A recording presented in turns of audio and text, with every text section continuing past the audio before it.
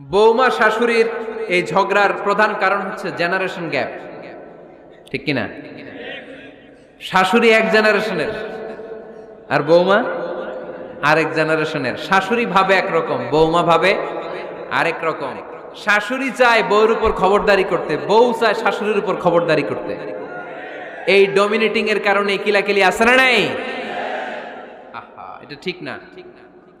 আমার শাশুড়ি মায়েরা যারা আছেন, প্রথমে শাশুড়ি দিয়ে শুরু করি।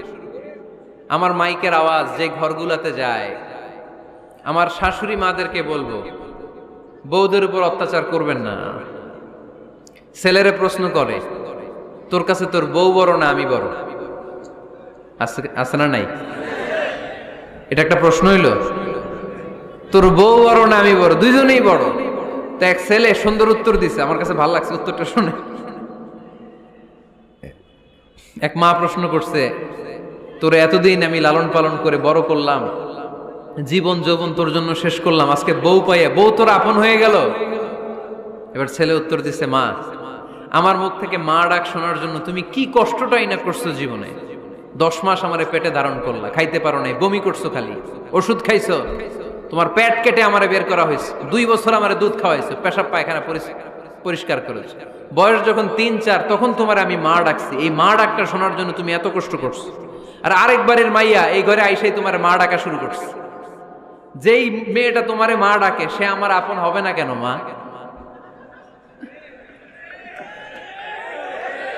ঠিক কিনা?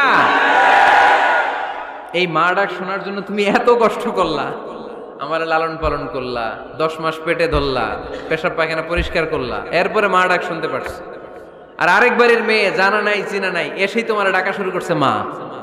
তো যে আমার মারে মা ডাকে তার স্থান তো আমার কলিজায়, ঠিক কিনা? শাশুড়ি আম্মারা যারা আছেন, প্লিজ বৌমাদেরকে কষ্ট দিয়েন না। অনেক শাশুড়ি আছে পান থেকে চুন খসলে রেগে যায়, পদে পদে স্ত্রীর ভুল ধরে, বউয়ের ভুল ধরে, আছে না নাই? এটা করবেন না। সে তো নতুন, আপনার অনেক এক্সপিরিয়েন্স হতে তার সময় লাগবে, তাকে সময় দিন, তাকে ভালোবাসুন, ঠিক কিনা? না বুঝে সামান্যতে বৌমারে বদদোয়া দেয়, এরকম আছে না নাই?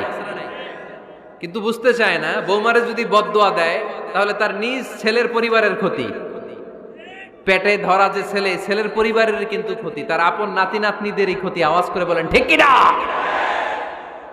বৌমাকে বদদোয়া দিয়েন না। বৌমাকে নিজের মেয়ের মতো দেখবেন। সমাধান আমি দিচ্ছি, কেমন দেখতে হবে? নিজের মেয়ের মতো। নিজের মেয়ে সকালে ঘুম থেকে ওঠে 11টা, ওইটা সমস্যা নাই। বৌমা কেন উঠলো না, ওইখানেই ঝামেলা, আছে না নাই? মেহেরবানি করে আপনার বৌমাকে আপনার নিজের মেয়ের মতো দেখেন। নিজের মেয়েরে যেমনি আদর করেন তাকেও অমনি আদর করেন। আপনার বৌমারে যদি আপনি কষ্ট দেন, মনে রাখবেন আপনার নিজের মেয়েটাও আরেকবারের বউ হয়ে কয়েকদিন পরে যাবে। আপনি যা যা করবেন আপনার মেয়েকেও তারা ওই রকম কষ্ট দিয়ে বাড়িতে ফিরিয়ে দিবে। চিল্লায় বলেন ঠিক কিনা?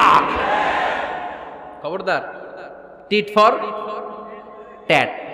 ইট্টি মারলে পাটকেলটি খেতে হয়। এজন্য শাশুড়ি আম্মা জানারা যারা আছেন, বৌমার সাথে খারাপ আচরণ করবেন না মেহেরবানি করে। তাকে আপনি কষ্ট দিলে আপনার নিজের মেয়েটাও আরেক বাড়ির বৌমা হবে, সেও ওই বাড়িতে এই কষ্টগুলো ভোগ করবে। এগুলো যখন আপনি শুনবেন তখন আপনার চোখ দিয়ে পানি পড়বে কি পড়বে না? পড়বে। এবার আসেন বৌমার কথা বলি। বৌমা যারা আছেন মেহেরবানি করে, বৌমা যারা আছেন মেহেরবানি করে আপনার শাশুড়ি আম্মাকে নিজের মায়ের জায়গায় রাখবেন। আপনার বাড়ি ছেড়ে নতুন বাড়িতে আসছেন, তো এটাই তো আপনার বাড়ি। আপনার মা রেখে দিয়ে নতুন মা পাইছেন, এটাই তো আপনার মা। ওনাকে মায়ের জায়গায় বসাতে আপনার সমস্যাটা কোথায়? বৌমারা খেয়াল রাখবেন, আপনি আপনার শাশুড়ির সাথে যে আচরণটা করতেছেন, আপনার শেষ বয়সে আপনার ছেলের বিয়ে দেওয়ার পরে যে বৌমাটা আসবে ওই আচরণই আপনাকে ফিরিয়ে দিবে। The nature has its own return. প্রকৃতির একটা মাইর আছে, এটা শেষ মাইর, এটা শেষ খেলা। প্রকৃতির খেলা বড় খেলা। আপনি আপনার শাশুড়ির সাথে যে আচরণ করবেন, আপনার শেষ বয়সে আপনি একদিন শাশুড়ি হবেন, এটা মাথায় রাখবেন। ওই আচরণই আপনি ফিরে পাবেন। আওয়াজ করে বলতে হবে ঠিক কিনা?